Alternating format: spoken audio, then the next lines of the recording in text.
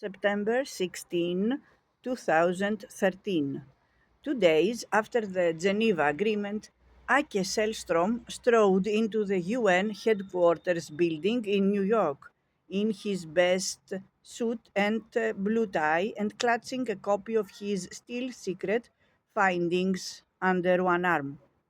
The report, with its extensive laboratory analysis, had been rushed together in 13 days after his team's return from Syria, and the strain of the past month showed on his face.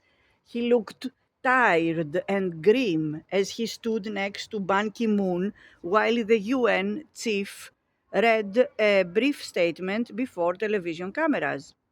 The findings are beyond doubt and beyond the pale, Ban said. This is a war crime, the worst use of weapons of mass destruction in the 21st century. The report's broad conclusions were already publicly known. Innocent civilians in the Damascus suburbs had been attacked with sarin.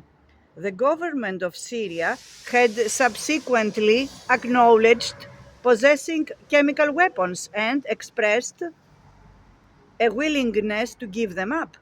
Yet both Bashar al-Assad and Vladimir Putin vehemently denied any Syrian involvement in the events of August 21st, and many other countries were opting to reserve judgment, not wishing to take sides in an intelligence dispute between Russia and the West.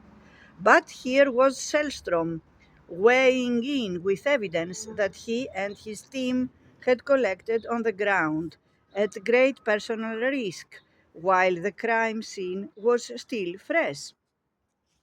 His report, with its lab results and calculations published for the world to see, was more than a confirmation that a crime had been committed at Ghouta.